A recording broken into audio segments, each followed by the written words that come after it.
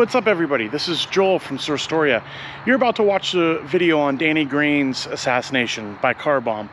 I'm going to give you a little bit of background on the story in case you're not familiar with Danny Greene. So first off, I recommend either reading the book or watching the movie, Kill the Irishman. It stars Ray Stevenson, it's got Christopher Walken in it, Val Kilmer, a bunch of legends that I love.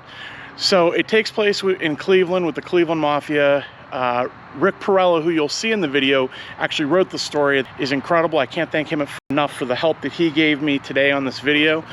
There's some background you should know. So Danny Greene is obviously Irish. He was part of an Irish mafia called the Celtic Club.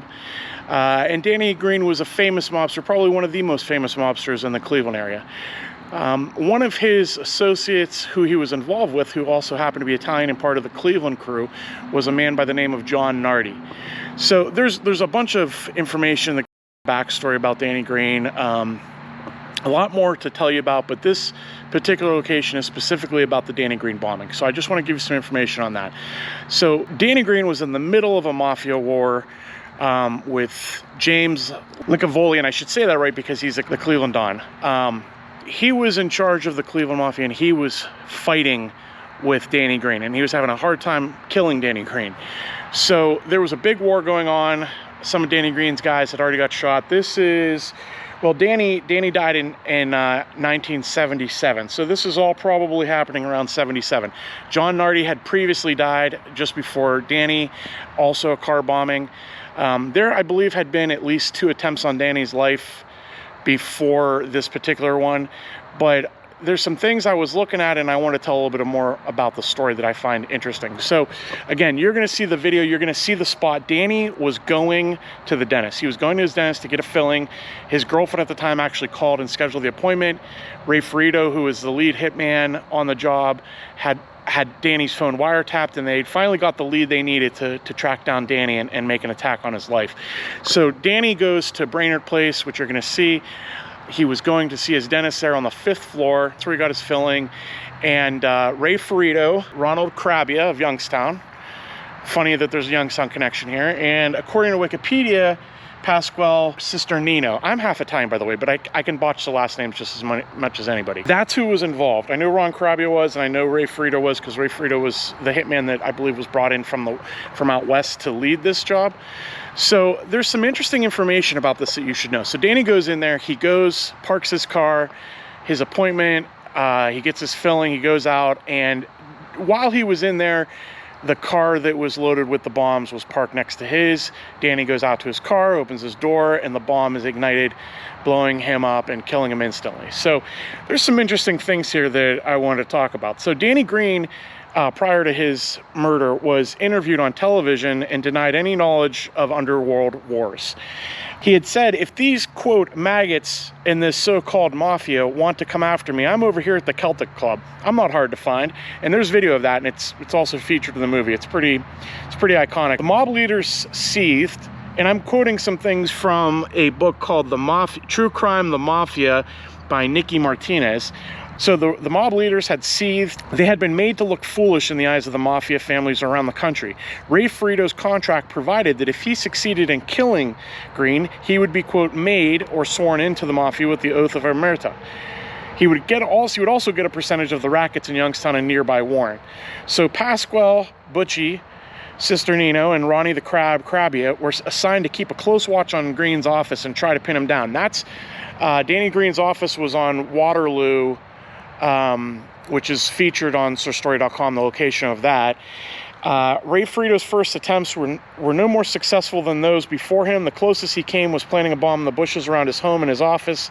He had second thoughts when he realized that it might kill some of Danny Greene's neighbors. So finally, the mob got a break they were looking for. Danny Greene had a loose filling. In early October, Ferrito gets a call from Carabbia. Together, they drive to Mosquito Lake in Warren, which is so interesting because my father, who's passed away, loved Mosquito Lake, and reading this just is so much more. It's just so interesting and eerie that these things happen in these places. So they drove to Mosquito Lake, which is near Warren, Ohio. The leaders of the Cleveland mob were waiting on a boat. They had something they wanted Ferrito to hear. It was the wiretap recording of the phone call from Greene's girlfriend to the office of the doctor, who will leave unnamed, a dentist in the Brainerd Place building on Cedar Road in the suburb of Lyndhurst. She made the appointment for 3 p.m. on October 6th. Cisternino bought 2 cars, a maroon Chevy Nova and a blue Plymouth, registered to fictitious addresses. He welded a steel bomb compartment to the inside door of the Nova, where he would direct the explosion outward. On the morning of the 6th, they assembled the bomb and put it into a shopping bag. While they stayed behind monitoring the police radio, Carabbia drove the Nova with the bomb to Lyndhurst. Ferrito followed in a Plymouth, the getaway car. Greene was late. They waited nervously. At 3:30, he arrived in his brown Lincoln, parked, and hurried into the building. Carabbia quickly pulled the Nova into the spot next to the Lincoln. He armed the bomb and put the steel compartment welded to the door and a final in green blanket. So basically the bomb was welded to the door. Then he walked to a nearby phone booth, pretended to make a phone call so that he could watch the building. A little after 4, Danny emerges from the building, finished with the dentist. Carabbia gets into the back seat of the Plymouth, holding the detonator. So Carabbia held the detonator. Crazy. Ferrito then slowly cruises the Plymouth onto Cedar Road. As Greene reached into his car, Carabbia pressed the detonator and Ferrito stepped on the gas. The explosion was, quote, thunderous, later written by an eyewitness. It sent a red fireball of fire into the air, a binding cloud of flame that for an instant bathed the already sunlit parking lot in a terrifying white light. The bomb tore Greene's back apart. It ripped off all of his clothing except for his brown zip-up boots and his black socks. It blew off his left arm, throwing it about 100 feet away. The gold ring with 5 green stones still firmly on his finger. So that's some background information before we proceed further in the video here. You're going to see me join with the Rick Porrello, who wrote the book and shows us the actual spot. So enjoy.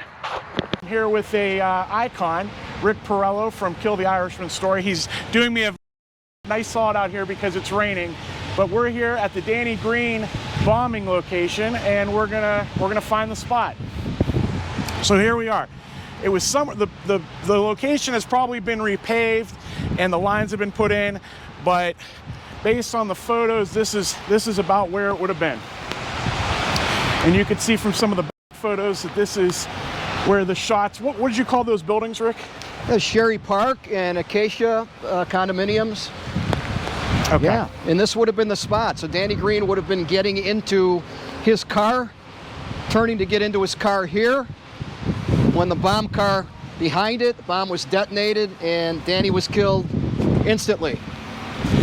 And just as we recall, he was going up to his dentist, which was in the fifth story of the building here at Brainerd Place.